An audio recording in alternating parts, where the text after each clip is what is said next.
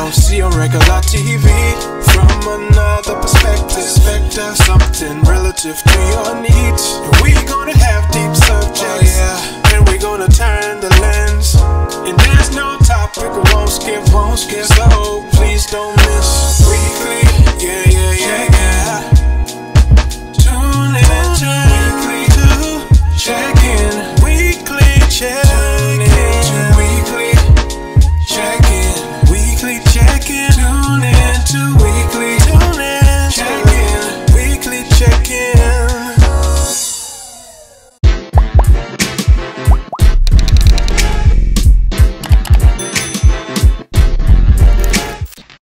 The Stop Asian Hate movement that has been going on in light of, well, it has been brewing since COVID-19, but after the shooting of the white male domestic terrorist who went into several massage parlors in Atlanta, or spas, Asian-owned spas in Atlanta, and ended up killing eight people. There has been a flood of people addressing these killings that are specific to Asians. The part that I want to concentrate on in this conversation was NBC put out a story, and the story was how Black people can best support Asians, and it listed these things. And then this conversation flipped, in my opinion, to talking about this white terrorist, to why Black people are not supporting Asian people the way that Asian people should be supported, because Asian people supported Black people in the Black Lives Matter movement, and maybe specifically more so post George Floyd that they're talking about. What are your thoughts on that? So when this first happened, and look, I always watch, I say all the time, watch for the hook, because it's coming. Almost anytime there's something going on that is domestic white terrorism, somehow Black people end up in the crosshairs of that shit. And I don't understand how this happens. And the problem I have is that we fall for it every damn time. Because when I first saw that article on MSNBC, and honestly, I did some more research, there was a Black female writer who wrote that, but she wrote it before the shooting and they played her. They put that shit out right after the shooting and they played the hell out of her because it looks like she wrote that in response to the shootings. You know what I mean? And so she had came out on her Twitter, was like, I wrote that before. I hate that people think that, you know, that they're positioning this, but it didn't matter because that's how the message came out. And this goes back to what I was talking about earlier about getting more into our own media, because even we have Black people in mainstream media, this is how they utilize us, right? This is how they position us. So they took that article, put it out, and then you start to see Black people saying, we ain't the only ones who get hate. We need to treat Asians better. I'm like, why the hell is this the conversation?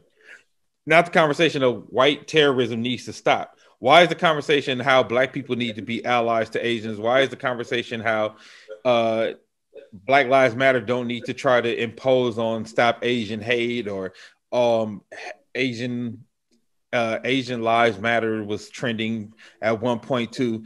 But what's one of the very interesting things is and I don't know if y'all have seen it, but y'all tell me y'all have. Within all of this, I have not seen the All Lives Matter crowd anywhere in regards to Stop Asian Hate. I just want to put that out there. I have not seen that anywhere.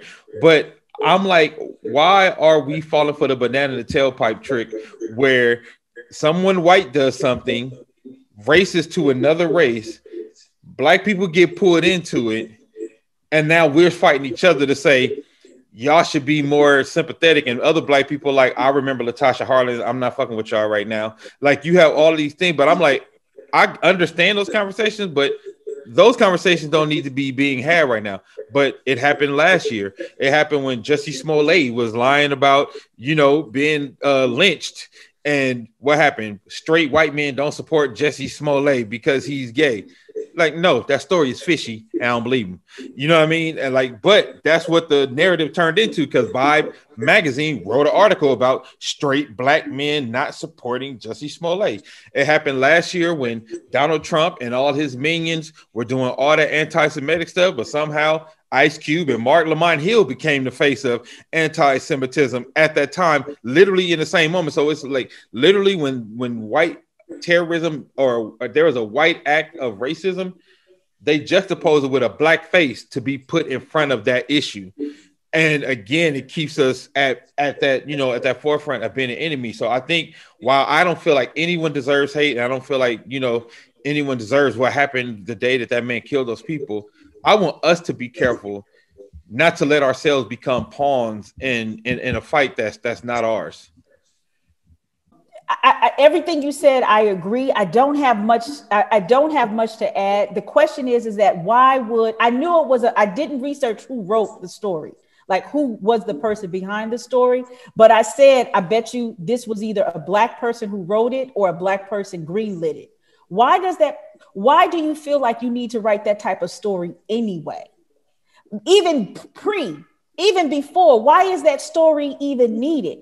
As if black people have always supported all these movements, which is what Sherise was talking about last week in terms of one, we've always been inclusive. But when you look at the movements, when you look at previous movements, there have been other groups that have always aligned with our work, and we have brought them on. So you know, with that, for me, this needs to be a conversation about what real solidarity and alliances look like, because we can't have it anymore where you have all of these groups. And it was good. We talked about this when the protest after the death of George Floyd happened. You had a whole bunch of white folk. You had a whole bunch of people from all different communities helping out. But once the protests were over, everybody went back to their communities.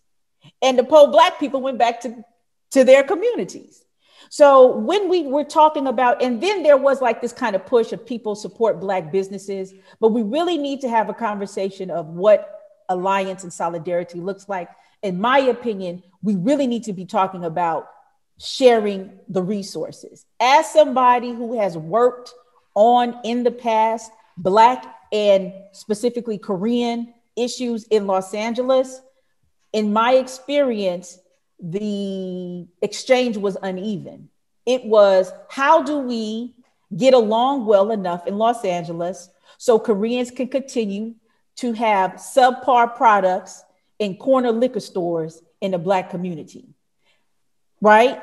And I'm not in no way, shape, or form trying to bash or anything, but it is a reality. And even today, if you want to have a hair shop, even today, there are people who come out, you know, Black women who've attempted to have hair supply shops and talk about this monopoly, how they have cornered the hair supply shop. I know for a fact, I did a story many years ago when I was a reporter in Los Angeles, of this guy who got a hold of some documentation that talked about how Korean networks would buy from different suppliers. And when they found out a Black supplier or a Black shop was trying to buy from that supplier, they would go to the supplier and say, we will remove all our whole 100 stores if you keep selling with them.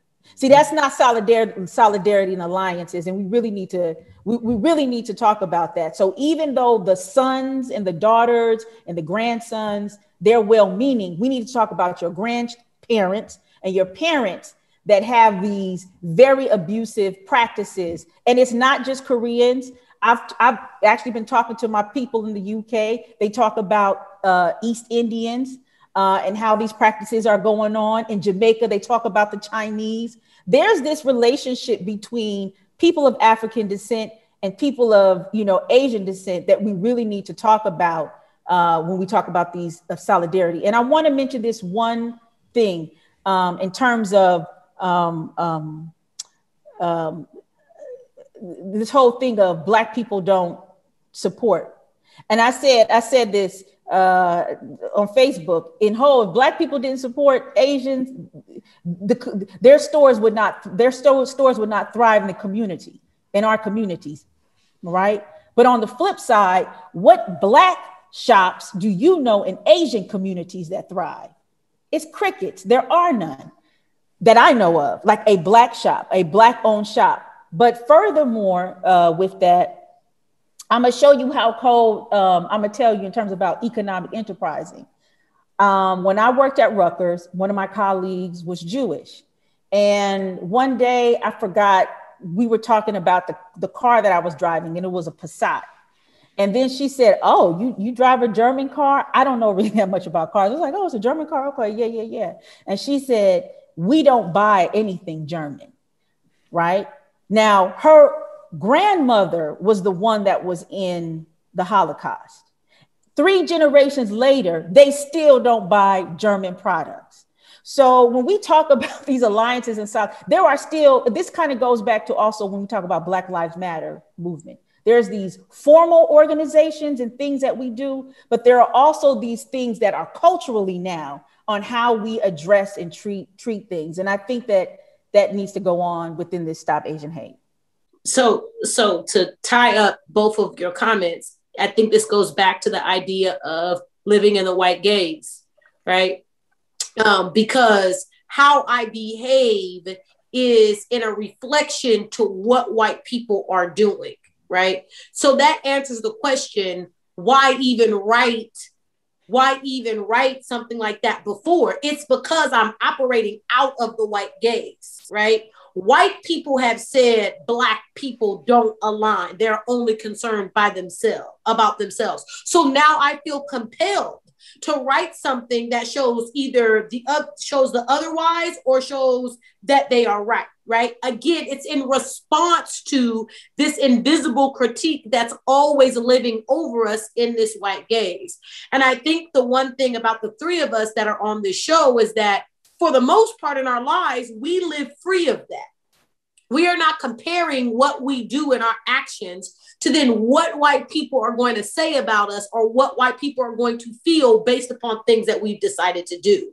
Many people around us are not living in that space. And so because other people around us are not living in that space or with that level of realization, a lot of the things that they do and participate in are in many ways a knee-jerk reaction, or they're a reaction to something else that's already happened. To answer Dame's question, why do we get pulled into the tailpipe? Because we do not understand the full ramifications of pigmentocracy.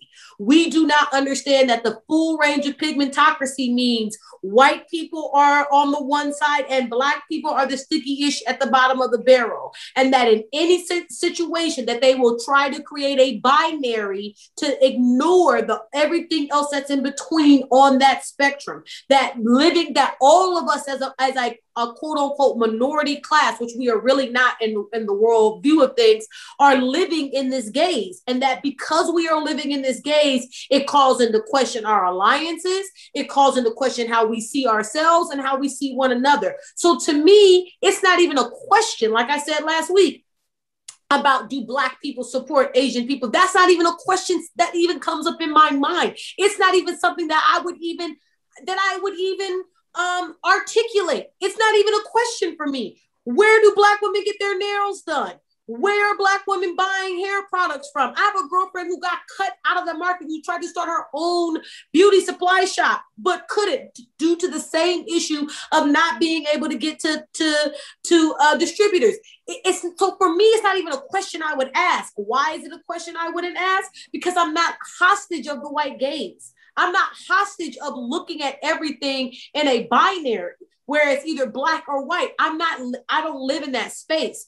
But many of us do live in that space, Kaya, which is why we have to have conversations about, is there really solidarity? We know that no such thing exists. We know that no such things exist based upon the patterns of behavior, but everybody can't see it. And so because everybody can't see it, and because everybody's not steeped enough into consciously not living in that gaze, we fall for the okie doke every time, and not because we want to, but because, going back to something you said earlier, because we are a broken people stepping up and trying to live in a society that was built anti to what we find to be important and to our entire existence.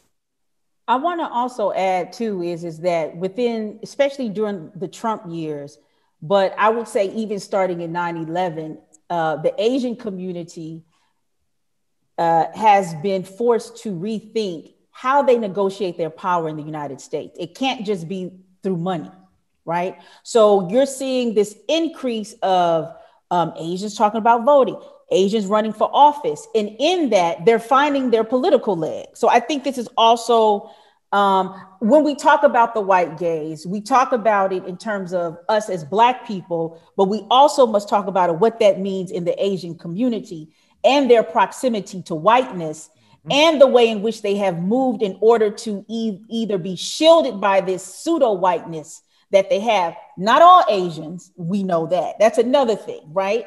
But in terms of this quote unquote proximity to whiteness. Because Cambodians don't get that. Oh, yeah. You know what I'm saying?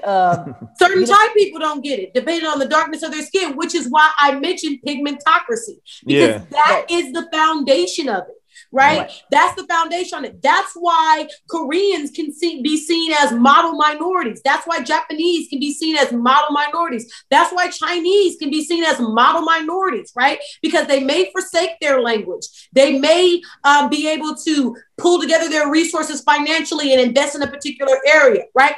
Those are the things. There's a book called The Changs and the Gomez's that I taught when I taught at UC Berkeley. So we know those things are available, but we have to understand, to your point, Kaia, that it's a whole pigmentocracy. It's a whole scale. And what white folks love to do on that scale is to present the binary at every opportunity so that they do not have to deal with the scale. If I present the binary of white and Black, then I don't have to deal with all the shades of gray in between and who gets more access, when, and at what times. I think I also want to say, Dame, I'm sorry, you about to say something. No, I wasn't. Go ahead. I also want to say too, in talking about this conversation earlier, Sherise, you had mentioned the experience you had with the meeting with all the different ethnicities of Latinos. All the different ethnicities of who's considered Asian and all of their historical beefs. You know what I'm saying? Japanese don't bang with Koreans hard like that. You know what I'm saying? Never. You know what I'm saying? And people look at Filipinos as the blackest Asian group. They're the blackest Asian group. Japanese don't mess with Chinese, right? Because of old beefs and now new beefs, right? So no, there's lots of intra-group fighting. There's lots of intra-group fighting, right? And to the point, right? I'm from the Bay Area where the Vietnamese didn't talk to the Chinese at all. Like growing up, the Vietnamese and the Chinese talking would be like, a piece of cord almost on the playground, right? Like it was not a reality. So you're exactly right? There are those intra-group schisms as well. And the way that I often teach this to my students, I'm teaching a class on women of color feminism, is I describe power, right? And I get them to describe power. And I love Dr. Parham, who's the president of Cal State Dominguez Hills, how he describes power. And power, he said, is the ability to influence the discourse to get people to act on it, right? It's the ability to use your voice and then get action, promote action based upon what you deem to be important. And the problem is that if you think about this spatially, what white cis males say, it's always important. And then after that, the level of importance or the level of power then disperses from that place. And if we don't, like you said, have conversations about what that means spatially for all of us that are caught up in this web, then we lose the nuance of what's happening. And we get this ludicrous idea where we have to have a conversation about Black folks supporting Asian groups. That's a ludicrous even framework. And I think we also need to get out of this whole thing. Now, I think that as a Black, you have to always do the disclaimer before you go into the criticism. I don't need to do any of that. Let's just go into what it is we're talking about.